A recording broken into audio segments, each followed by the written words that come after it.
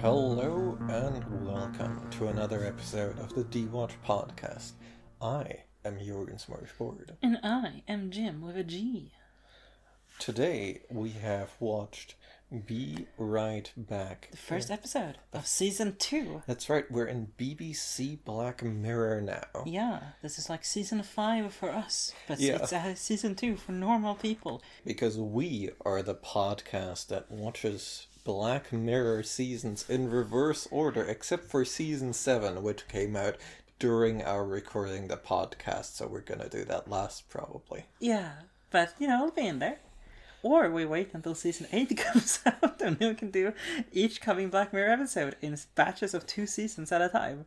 Anyway, on the topic of season 2, on the episode we've actually watched today. That's right. Do we recommend Be Right Back to the people? I think so. I'm like a mild yeah. I'm like the mootest on this I can be, but like yeah, I guess. Okay, well, I think this is like a strong intro to a podcast episode. That's right. It is the intro we have, I suppose. If you should choose to watch this episode, as we sort of recommend, do be content warned of death, pregnancy, and the topic of suicide. Yes. And yeah, what's this episode about, Jim? What is this episode about, Jorgen? Well, it's about someone falling in love with a chatbot and then ordering a sex bot that the chatbot's in. Oh, that is way more succinct than I would have put it. Well, okay. So, our protagonist, whose Martha, name... which I think is mentioned like once in the episode. Yeah, she's not the most name-mentioned protagonist of this episode. She is, like, road-tripping because she's moving into her boyfriend's childhood home, which is, like, sort of ramshackle and rustic. Yeah. Her boyfriend, the one whose name got a yelp out of me. Oh, Ash yeah. Starmer. Yes, it has a very different ring to it these days, does it not? Yeah. Dear viewers. It's a weird one. And they move in together. They have an extremely mid relationship, I would say. I think it might be below mid, man. It's just It's did mid. not. Yeah, it's mid brackets bad. Yeah, like I mean, like just everything we get from them is that they have no chemistry on screen whatsoever. They don't seem to want different things in life just based on the vibes. The woman is a bit mean. The guy seems entirely detached from the relationship. Probably reality a bit, but who's to say? Maybe he plays a lot of gotcha games. I don't know. That's the vibe I get from this relationship. Yeah, and then he dies. And we're like, okay, I guess the solution has arrived. Yeah, for both of them. At the funeral, like, some weird relative was like, "I've got an app for this," and a bit after Martha, whose name we had to look up, finds out... I knew. They said Martha once. Her sister says Martha once in the episode, and I go, I'm putting that in the bank. I look so well prepared in the podcast. Then why did you look at your laptop when you had the name so on deck? Because I like checking my sources, dear Jorgen. I am an academic in the ways of Black Mirror, and I would not wish to spread this information. That's right. So... yeah, she finds out she's pregnant from vomiting. As women do on television. Women be vomiting when they're pregnant. This is kind of a Women BX episode. And she's like, oh no, my sister won't pick up the phone.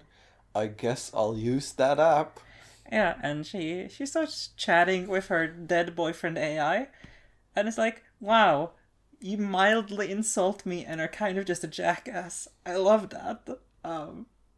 Can I have more of you, please? Yeah, and sort of over the progression of the episode, she's like, maybe I'll do voice chat with this AI grief buddy. I don't know. They don't, like, they sort of fall short of being, like, trenchantly critical here by not having, like, a stupid startup name. Yeah, I was gonna say, the corporation does not have a strong pitch here. No, which I think is really missing. The corporation's not present.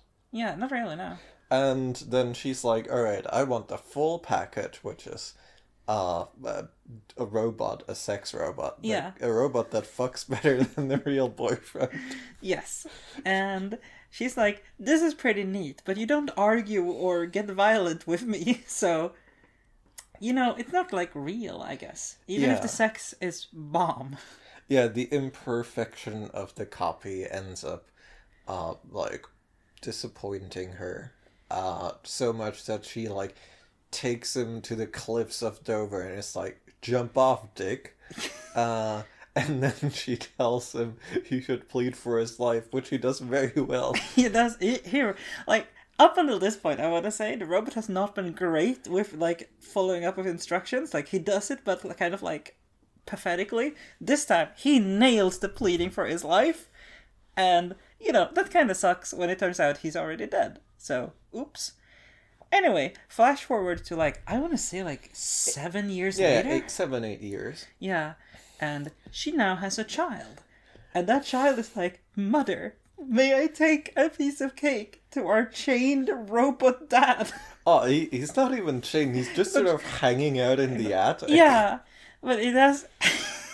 I don't know, man, I kind of wanted him to be half naked and chained to one of the walls.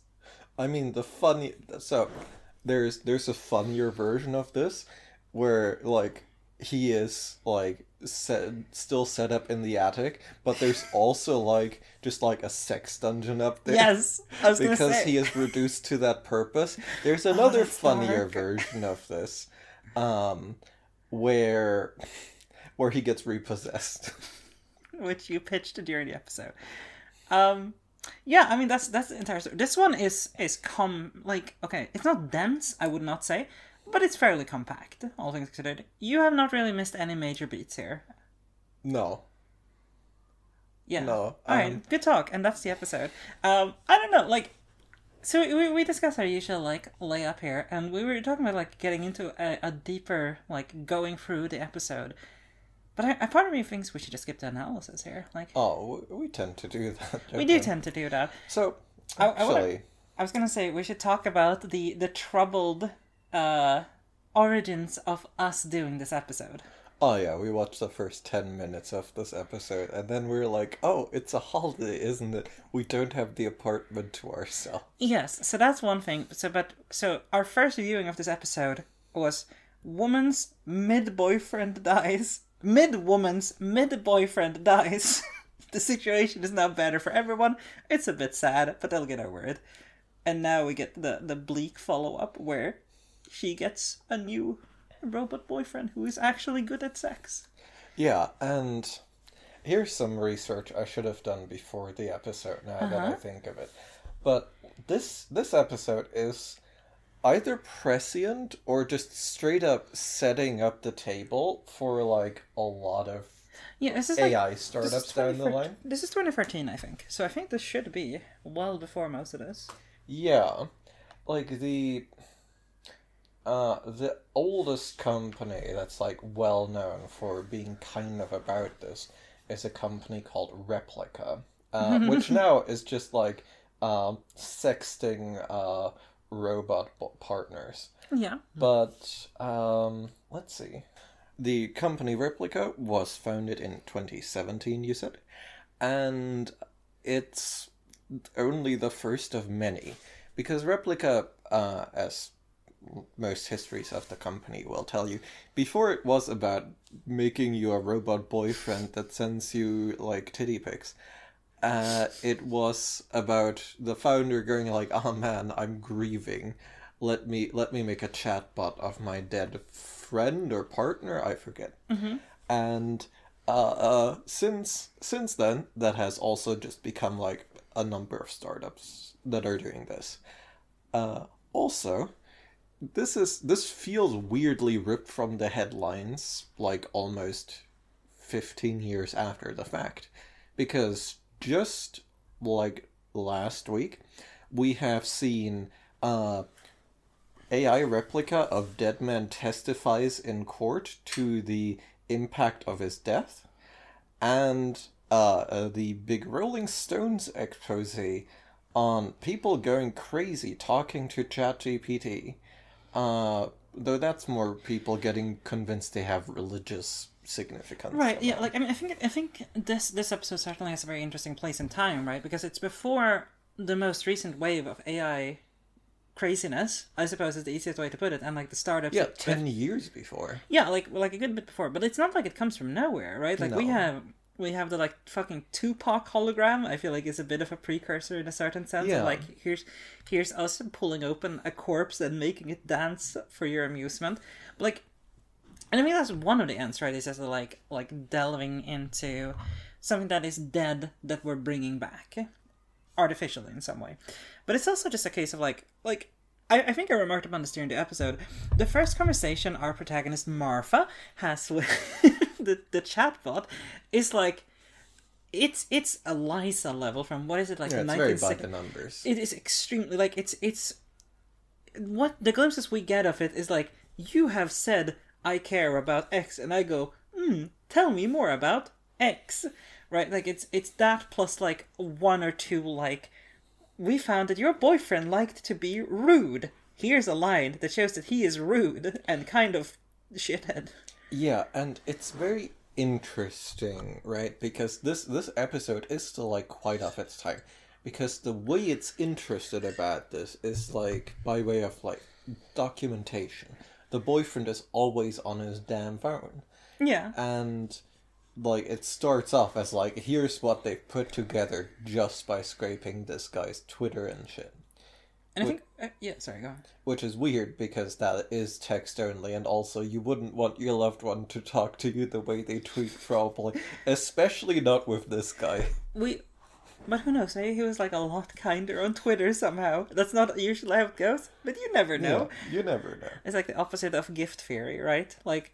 But I think it's an interesting place in time, right? Because this is a time where people were obsessed with social media, and people were going like, the kids are posting pictures of themselves on the Facebooks. What about all this stuff that they will regret when they are older and stuff like that? Like, it's about the permanence of the internet, essentially, in that sense. Yeah, which is a very strange thing, because that is not an idea that has like persisted unchanged. No, but I think I think this is actually like, in a sense, this episode feels like it kind of congeals that change, because nowadays that is not the prime worry, right? Like, there is some fear of that, certainly in the sense of like, yes, a couple of years ago I dropped a couple of slurs on my Twitter, and now my future employer has seen that. Oops! Like there goes the Oscars nomination. Like, there's stuff like that happening, which still, like, it connects to that, but more nowadays the thing people are worried about is like corporations harvesting their data, which is exactly what happens here. It's just that the corporation is absent. Yeah, the corporation is is not just faceless but presenceless. It's assumed. Yeah, the only thing we see is the product, and I think it's kind of interesting because this is a Black Mirror episode that is much, and a lot of Black Mirror episodes are like this, so I'm not going to say this is out of line, but this one is very obsessed with the personal experience of grief and the personal experience of like, how I am having a bad time. I'm having something missing in my life. How do I use technology to completely paper over that without actually fixing the underlying problem, instead just making it worse, right? Like that is the core pitch of the episode. In this case, coalesced into specifically the experience of grief and being like, I don't want to grieve. What if he never died? Yeah. Despite the fact that he was really mid. And so am I. And, well, made for each other. Yeah, I know, they fit together. They just kind of seem like, not the horrible people, just mildly unpleasant. I wouldn't even go that far, they just seem dull. I think those two connect very tightly, but yes. And the thing that the episode, interestingly, is interested in is sort of the partiality of the translation into like this simulacrum, because it's not a very good simulacrum. It's missing a mole. It fucks good instead of bad. And like there's like a lot of credit to the actor here, because he does a great job just like standing weird, and just Nails being creepy, Nails being like, this is a human but like 80% of one. He hits Uncanny Valley pretty well. Yeah, he's like present, and does not know what to do most of the time, right? This is like extremely shit that needs to be worked out in beta problems. Yes.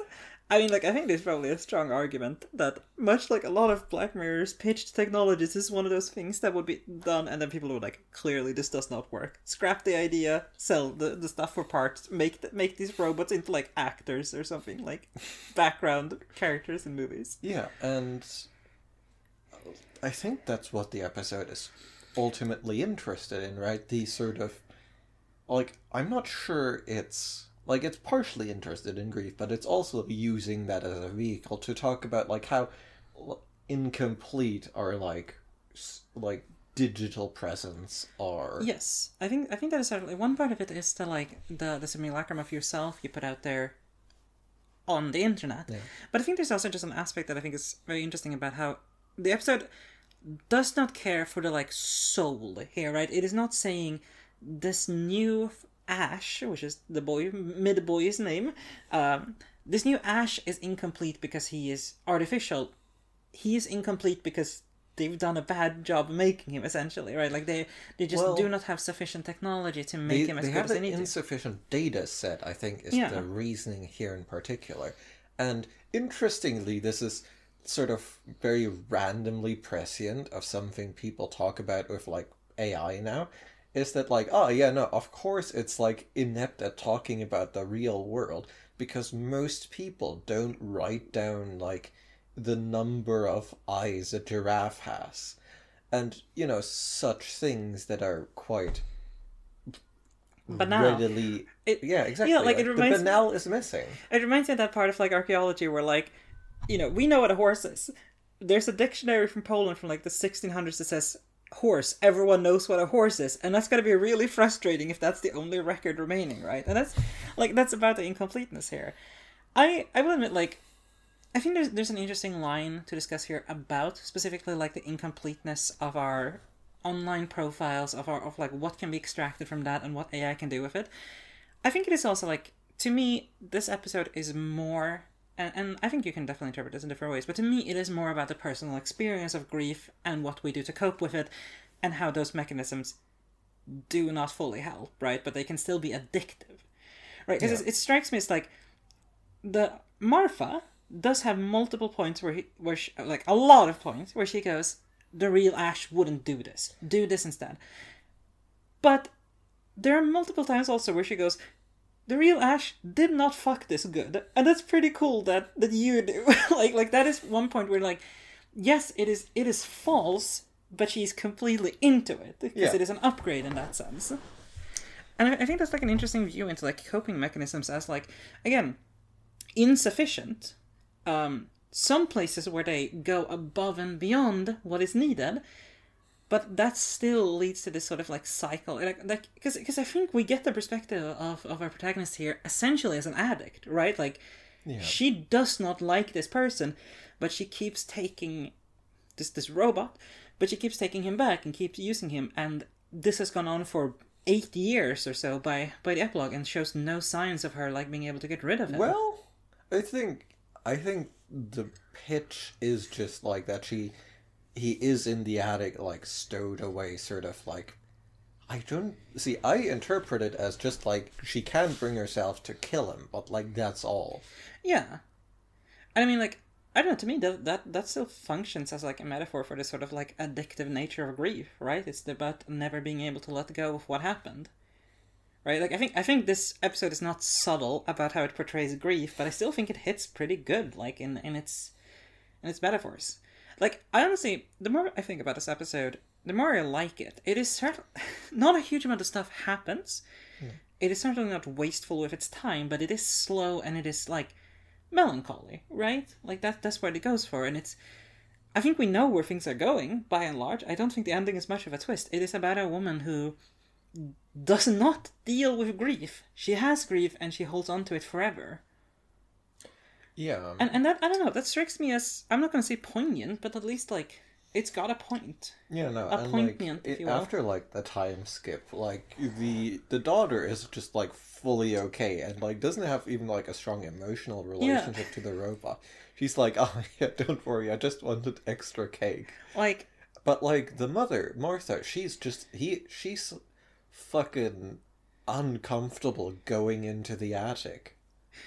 I think also, like, as children of boomers or Gen Xers as such, I think it does kind of hit the point of this child being so used to their parents' unhealthy coping mechanism that it's just a thing. Like, look, this might be... I'm sorry if this adds more triggers to our list, but, like, this strikes me as, like, oh yeah, mommy isn't home today, she's at the pub. Like, you know, like, that's kind of the vibe I have from this child being like, yeah, of course we're keeping the robot sex slave in the attic. I mean, I genuinely don't know, like, what the implication there is to a degree, and I think that's sort of intentional, right? Because all we're given to go on, really, is that she can bring herself to, like, throw him out. So he's, like, a looming presence in the attic that she just sort of puts away when she can. Except for on weekends, I guess. Except on weekends, which seems like is plenty present. Yeah, no, it's entirely unelaborated, like what his actual place is. But I don't know. I think it works. I think they don't need to elaborate. Yeah, that. No, and well, it lets us fill in the gaps with like discomfort, right? Yeah, like I think discomfort is like kind of a central mechanism here, right? Like she's uncomfortable throwing him away, and I think it's certainly meant to evoke discomfort that, again, 80 years have passed and that thing that she kind of hates is still there. Yeah, and one thing I do want to also like highlight, like way earlier in the episode in direct relation to it, she is like deeply opposed to the idea of this technology initially, right? When it is pitched to her, like she has like a screaming fit when she is like signed up against her will, and eventually, like she breaks down at a vulnerable moment. Yeah. Right, and that's probably like one of the like darkest, like clear-eyed dark depiction that this episode can offer, because that's ultimately like how a lot of technologies that like enable bad behaviors work, right? They're they're there and it's no problem, and then you have a moment of weakness and you're like, oh no, I'm going to be an unhealthy griever now, I guess. Yeah, like I mean, I think a lot of that. I think a lot of this episode too, like has sort of to do with that sort of like predatory mechanism of like this thing. We have this unhealthy coping mechanism, and you can access it anytime you want. Yeah, it's on your phone. It's on your phone. It's on your computer. There's an email there. You just need to open it, and that's kind of where it is every time, right? Because she rejects this repeatedly. Yeah, and then time passes. Sometimes a bit more, sometimes a bit less, and it goes one step further, right? Like, she starts with just rejecting the idea, calling her weird friend, who's, I feel like, has some stake in this company, and goes like, would you like this app? And she goes, absolutely not, this is horrific. Yeah, this is sick, I hate it. She has an extremely vulnerable moment. She realizes she's pregnant. Her sister. Yeah, her sister is like, I can't come right now, or like, rather, just doesn't respond to the phone, and she goes, I guess I'll do a little bit. And then after that, she's like, yeah, like, I guess this is fine. She gets a voice call that is extremely uncomfortable for her, but she continues. And then she gets the physical body, and she's like, this is horrific. And she continues, right? Like, and there are multiple times after that where she rejects the physical body, like, go out, get out of here, like, and then continues anyway, because at that point the hooks are in. Like, she looks at it and goes, that is my dead mid-boyfriend. Yeah, and I think you can draw, like, a very direct line from, like, sort of the current moment of people having unhealthy relationships emotionally with AI to this episode. Because, like, one of the things that, like, if you look at the way people talk about this stuff, one of the things that's always present is in these conversations is that, well, it's there, right? It's accessible. It's always available. And that frictionlessness is sort of the main upside it has over a person, because a person is going to have a life. Yeah. And you're going to be, like, if you end up using AI emotionally unhealthily, you're going to be very annoyed that it doesn't have a life, that it doesn't have anything of its side to bring to the interaction. But that's the trade-off you have to agree to in order for it to be always available. I think there's an interesting, like, there's a slight miss that I, like, if I was remaking this episode today, I would have wanted to change. Because there's one point of friction where it's when she buys the doll that becomes her sexbot dead boyfriend mid, that, like, she has to buy it, it has to come to her. I kind of would think it would hit a little bit better if it was just paid in money, and then later he just shows up at your door. Like, I think that's the sort of, like, frictionlessness that would really embody this even better. Yeah. Because I think that is one, like, they really want to do a Frankenstein, and it's cute, but it's like... It's fun. She pours things into the tub. It's real sea monkey stuff. It's a bathtub boyfriend, yeah. You know? It's like cute. I don't think it gels too well with the rest of the episode, because it has, like, a moment where it's just like, this is a horror episode for about a minute and a half. And I'm like, I don't know why. Because there's nothing else of this that is horror apart from, like, everyday horror, like, grief, right? But I was going to say, like, on the issue of, like, unhealthy relationships with AI and stuff like that, I think we don't even need to be that specific, because I think we can look at this as, like, broader, like, what unhealthy coping mechanisms, what unhealthy, like, things do you do with technology to compensate for something you're lacking in real life, right? Like, it's, oh, man, look, I'm sorry for bringing gender into this, but it's kind of like, oh, man, I can't believe my job barely pays for the rent and food I need on a daily basis, and society's broken. But check it out, I found a podcast that says it's the women's fault, right? Like, I think those sorts of mechanisms are very close in the same sense of frictionless of how you glide into being like, I have decided to take a genuinely legitimate issue, whether that's grief, whether that's a broken system, and like how you are harmed by it, and putting it with technology's help somewhere else. Yeah. I think this episode, like, at its core, is, like, in a very substantial part about the easy fix drowning out everything else, right? Because her sister, like, she is not available once at a very inopportune time, but right? says, when she calls, she's like, I'll be right there. Yeah. But, like, at that point, right, the sister, like, has made her presence known, but at that point, like, the foot's in the door, and Martha is like, I'm going to really get into this easy fix. Yeah. And, like, not talk to my sister, right? The sister, like, visits her unannounced because she's so concerned that Martha isn't picking up the phone or answering her messages. And at this point, Martha goes, hi, I don't really need you, and I'm also going to keep this other mechanism out of line, right? Like, so you don't have to see that. Yeah, because it's deeply embarrassing, like, and, well, also just quite disturbing. But it's also, like, it just hits me how well that lines up with both, like, technological unhealthy coping mechanisms and just them in general, to be fair. But I'm just, like, I'm reminded of people who bet all of their money on, like, cryptocurrency or, like, you know, GameStop stocks or whatever. Yeah.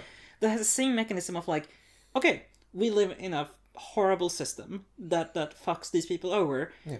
They're gonna believe in something that does not make sense, and they're gonna hide that from their family, their partners, their, like, you know, like, it does ring true, doesn't it? Yeah, there is just, like, a very broad diagnosis you can make here, is that, like, unhealthy solutions are more easily available, and once they, like, have their hooks into you, they will get them deeper and deeper and drag you away from all the things that make you function as a normal person.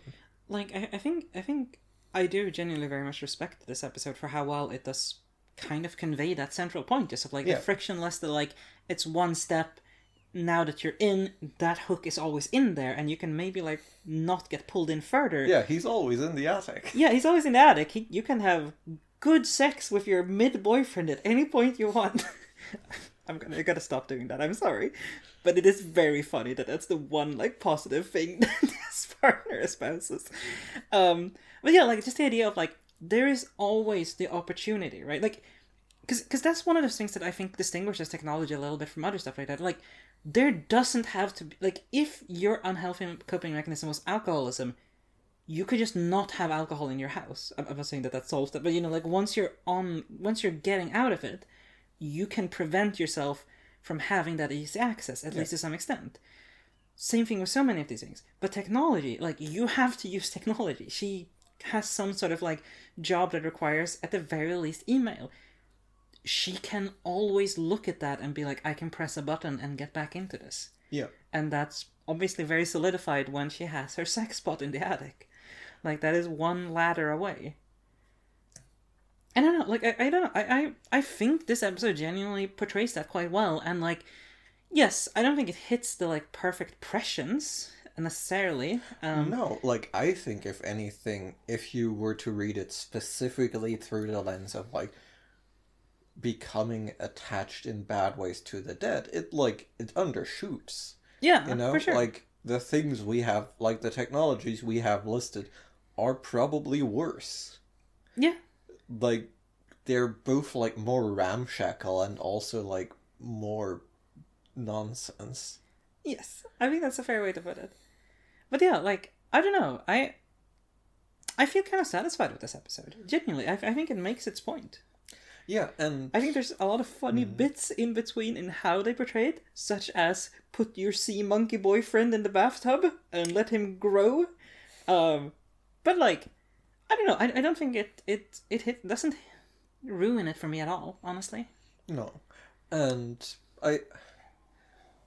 to, like, zoom out a little bit, this is also a very interesting, like, thing to, like, put in relation to, like, later Black Mirror. Because, like, thinking back to, say, I'm going to Jonas Awful, right? That's also about technology and so on and so forth. But in that one, like, it's interested in the companies to some extent. Here, we see, like, almost like the purest form of, like, purely consumer-facing, like, depictions of technological strangeness. Yeah, I want to say that, like, if I don't remember the rest of these early episodes, aka late episodes for us, but, like, if I had this to go on compared to the rest of the Black Mirror we've seen, it strikes me that this is much more psychological than social, if that makes sense, right? Yeah. Like, because I'm thinking, like, if I were to compare this to another episode, speaking of, like, quick fixes and such, I think of Archangel, right? Like, and even that has a lot of social components, right? Like, it's about how you, like, how this technology makes you interact with your peers. For example, with the child who has her danger sense blocked, and then she meets boy who's like, anyway, this is porn now that you have it removed and stuff like that, right? Like, it's, I don't know, it's an interesting shift. Like, I'm curious if this is going to be a thing going forward, that this is much more, like, personal, psychological than commenting on social corporations, etc., etc. I mean, all we have left are the years 2013 and 2011. So I think that's sort of where I expect it to come from. Yeah. Yeah. I think it's interesting. I think I'm curious to see how it will go, because certainly if the Black Mirror we've seen so far is anything to go by, there's a lot of swings and misses when it comes to commenting on social impacts of technology. But it does still seem like later Black Mirror, that's where it wants to be. And here, again, very much so far, preliminarily, it seems to want to be like, here's a piece of technology, how does that make you, one specific person, different? Like, how does it fuck you up? How does it potentially help? I mean, it seems unlikely based on Black Mirror's reputation, but who knows? Whereas later Black Mirror is just more about, like, here's a piece of technology, how does it fuck up society?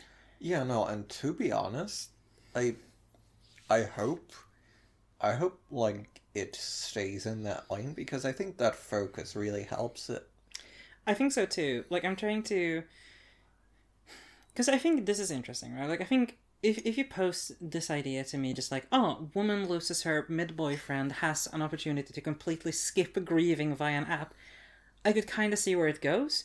Simultaneously, I think so much of later Black Mirror has people just being insane, like, from the get-go. Like, yes, please put my dead wife into my brain to watch over me 24/7. Like, it's a lot more of, like, people being nonsense in order to facilitate some sort of social commentary, right? Yeah. And in principle, I like the idea of talking about society and how it's affected by technology. Honestly, more than the pure, like, individual psychological aspect of it.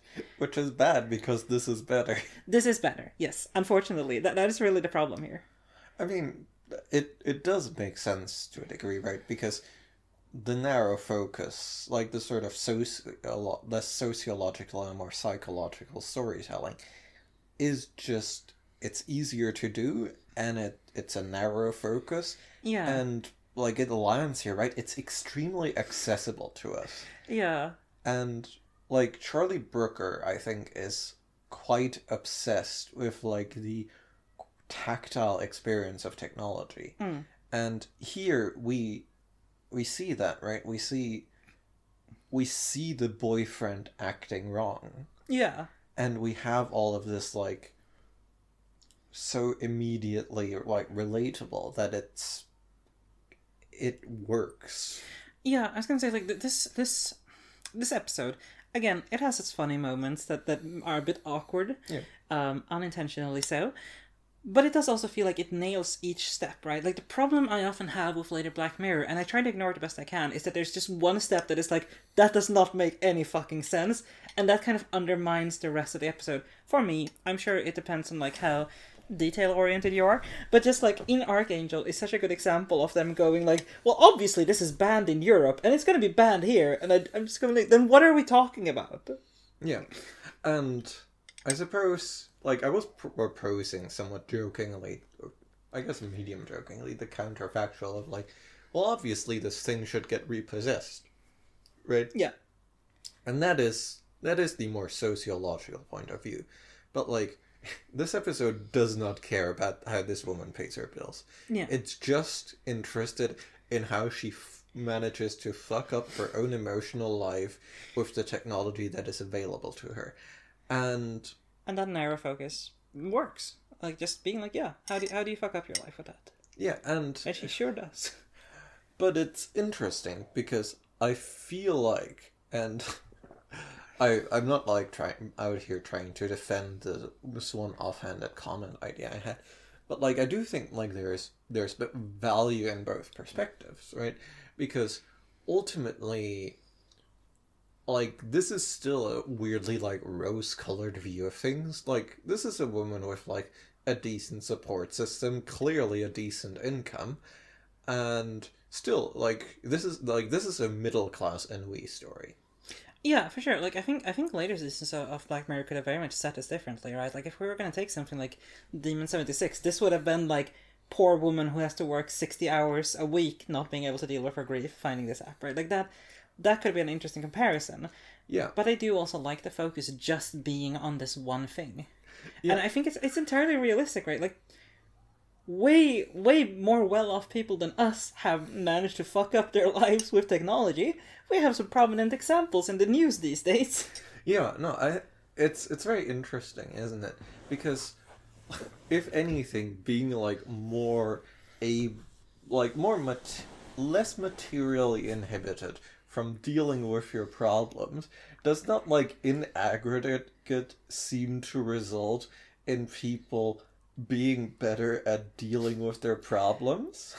Often not, right? Like, and I think it's like, this is where we're getting into some very deep psychological science if you want to, but, like, there is something to be said for that. Like, yeah, worse conditions can make you have less resources to deal with that, but being rich does not protect you inherently from grief, right? No. Like, there is, you do have to actually do some work, unfortunately, if you want to fix yourself. And there's a counterpoint here where if you're rich, you may not be used to doing work. Yeah. Like, very genuinely here, right? Like, if you have a childhood or, like, an early adulthood or anything where you've actually dealt with difficult topics, you might be better equipped for this sort of stuff. Yeah. So, yeah, it's an interesting counterfactual, right? Because at the end of the day, we're sort of interested in or at least I'm interested in the question of, like, how, like, what the difference is between being able to, like, deal with things on your own terms versus, like, being materially interrupted from doing so. And this episode is like, well, you can fuck up. Like, it doesn't matter. Like, Yeah. like your material well-being is only gets you so far. Yeah, absolutely. And I think the like notion of the episode where like sort of materiality like butts in and it's like, your bad grieving tool, he's gone, baby. Like, I think ultimately I have to confess that that's probably a weaker version of the episode, because it makes the point less about these tools being innately predatory. Like, even like on the best terms, right?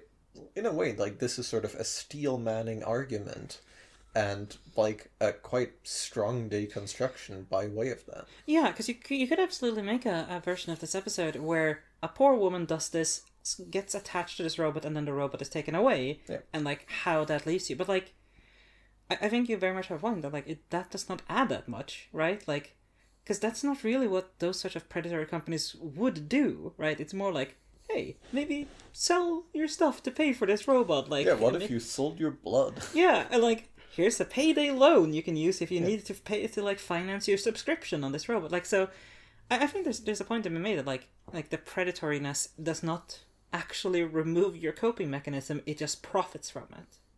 Yeah. I don't know. I like this episode. I genuinely do. Also, yes. Because we've been, and we haven't seen this, but our listeners probably have at this point. Season 7 has 2 sequels. 2 sequels? I thought so. Okay. But, like, this episode, what a sequel candidate, you know? Oh, do you think so? I From think the perspective of the child. Absolutely. Yes. Right? Okay, that is good stuff. I think I almost wanted to see it as like a standalone thing, not as a sequel of just like looking at the child, like exploring this situation from the child's perspective, right? Like, oh, I see, mommy has been really messed up by all of this. That's a lot for me, an 8-year-old girl, to deal with. Like, I don't know, like it. Yeah. I think a pure sequel would not be my thing, but it is. Yeah, no, like there's spiritual. There's the seed of an idea here. For sure. And I think, can I say this? We have not said, oh, this episode should have a sequel in the entirety of our Black Mirror podcast until now, huh? I don't think so. There's probably some stuff that I don't think so. I think this is the first one, and I think that says oh, something. No, we haven't said it, but I feel like there's some stuff that like deserves a sequel. Like, okay, Striking Vipers. But like, what would you do a sequel out of Striking Vipers? Well, one of them meets the polar bear character. Like someone who exclusively plays the polar bear character. There's a love. Well, I guess it's like a love square at that point, not a love triangle. Yeah, no, like I feel good. Like there's room. Okay, you convince like me. The wife can get into the game, you know. The wife gets into a different game. No, the wife gets into the game and independently falls in love with her husband. But they don't know each other because exactly. he started playing a new main, and she's a guy, obviously. But we're not going to comment on anything queer about it. But yeah, I feel like we've sort of been a bit adrift because this episode is just quite focused and makes its point well. Yeah, we're not used to that, right? Like that's no. Like I was thinking about that. Like, why do we feel so done with this episode already? And it's kind of because they have the pieces in front of you, where usually we have to be like, man, they sure alluded to a lot of interesting stuff in many, many different directions. I guess we have to spend like 20 minutes just picking up the pieces. Yeah, but oddly, like, this episode is like quite prescient in like a bit like orthogonal ways. And like also just like as a like point of order, no mention of AI, right?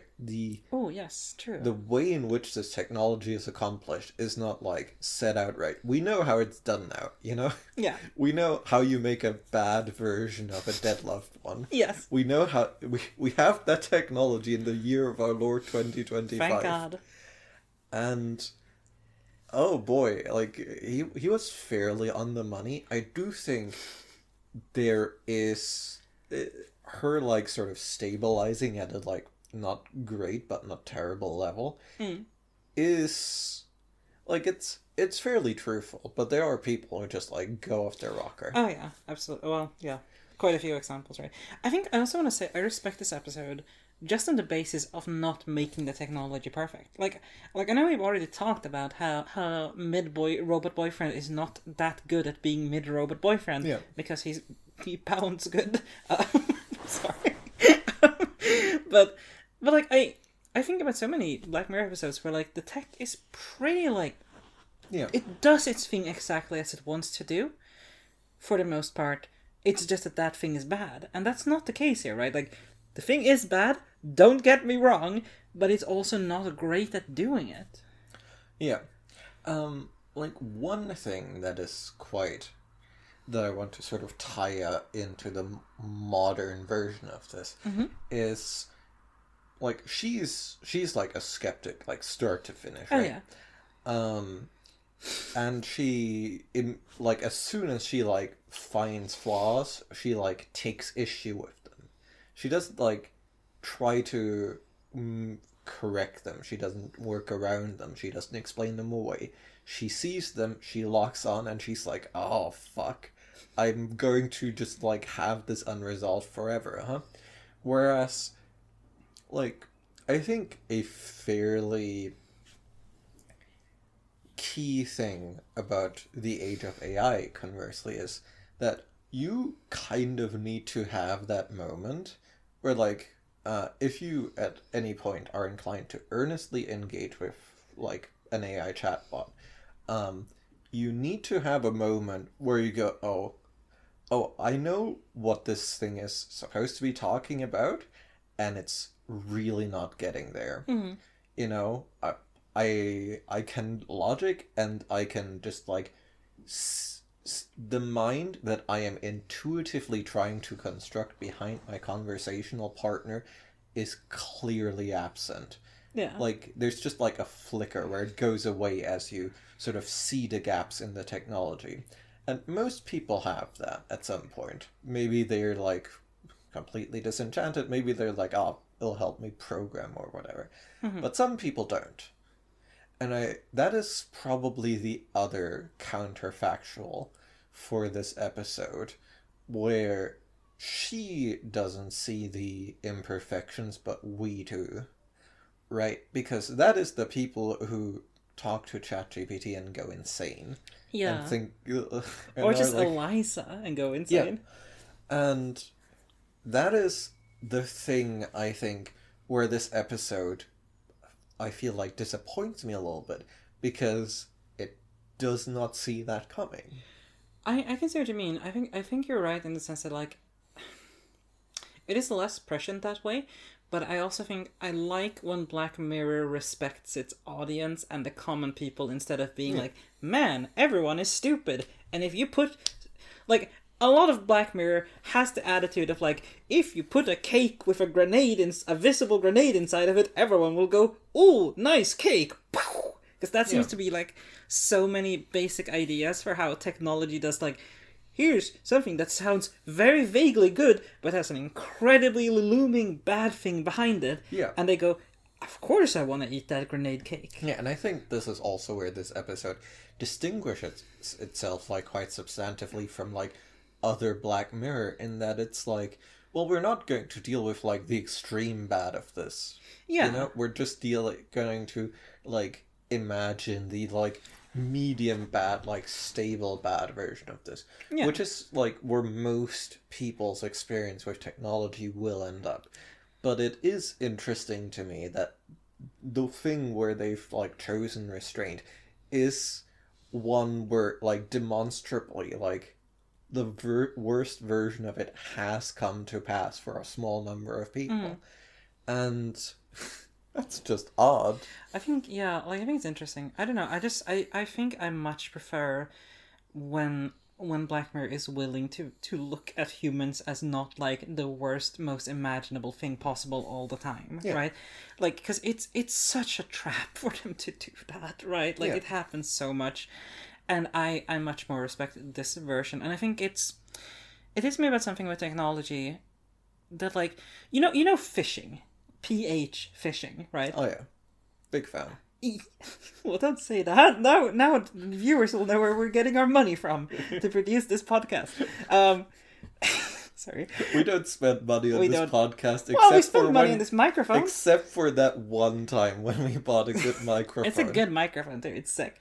Anyway, the point being, like, I think if we're talking about that, a lot of that, you look at an isolated phishing and you go, like, obviously that's stupid. Who would be stupid enough to press this? That's not the point. It's not testing your intelligence. It's testing your emotions, right? Like, it's... you're waiting for a package, you're out walking your dog, you're thinking about your stressful day at work, you get a package that says, oh, your package is over, insert your details, you fill it out. Yeah. That's not intelligence, right? Like, that's not your intelligence being challenged. People do this all the time. Yeah, what was the different brain modes you mentioned the other day? Yeah, like, Kahneman's, like, type A and type B thinking, or like system A, system B. Like, and I think this is one of those where it goes, because this woman is clearly not stupid. She has bad choice in men, and she's not a great... she doesn't seem like a fun person herself. She has a weird bent monitor she works on. Oh, that's true. Yeah, she's a bit odd. It's like very artsy. I just needed to note that. She's a bit odd and not in like a fascinating way, but she's not stupid. No. And she recognizes the problems. Yeah.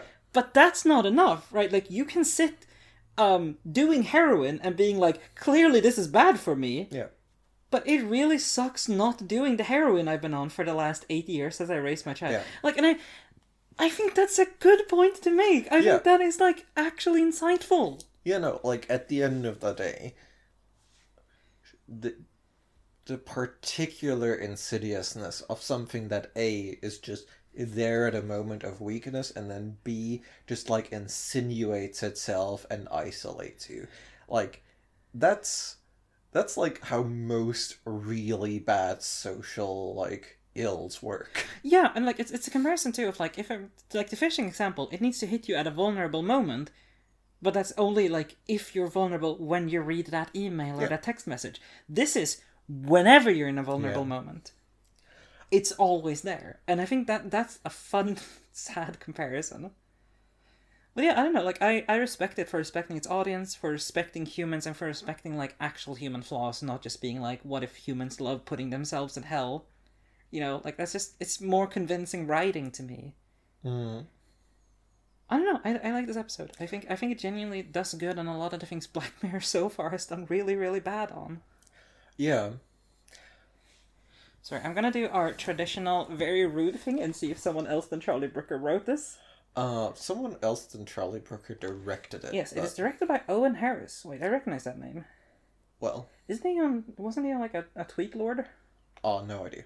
Okay, well, good talk. But yes, it is exclusively written by Charlie Brooker. So you know what, Jorgen? Let us say thank you, Charlie Brooker. Yeah, thank you, Charlie Brooker. No adultery. This could have been an adultery episode. I mean, it kind of is. I guess. I will say, extremely based sister who comes in, like, what must be, like, a week after, like, long-term boyfriend dies. Maybe a month. Okay, maybe a month. And goes, like, I see you're banging someone new. Hell yeah, girl. I'm glad you're moving on. Yeah, I'm glad That's gonna be a fun... I never liked him anyway. That would have been a very fun addition.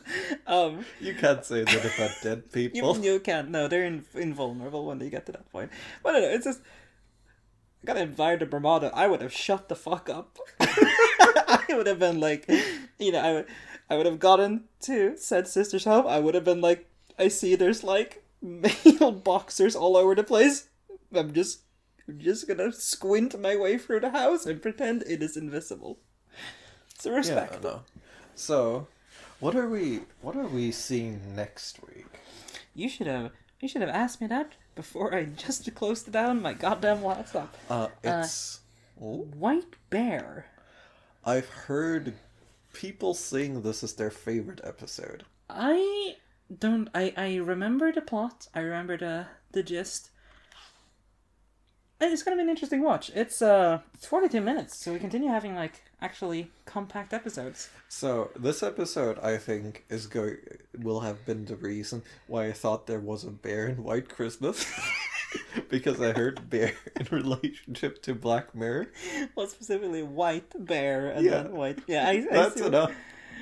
That's, you know what? It's good pattern recognition. Human pattern recognition brain is doing its thing and applying what it learns. That's right. And with that, I think we can sign off, dear listeners. Yeah, this episode has been a week-long episode for us to do. Yeah. If you see any of your friends are really boning down, don't just let that slide. Compliment them, you know? Let them know that you approve. Yes. I'm sure it will Be go over sex positive towards your grieving friends and relatives. In fact, recommend them some good AI sex bots you can find online. Or some real people to have sex with. You don't even have to base them on like your previous dead boyfriend. They could be anyone. That hot clerk at your local bank, get him. That's right. Maybe they can look like John Hamm, but not enough to be like violating and strange. And with that, thank you for listening, and we'll see you next week with White Bear. See you on the other side.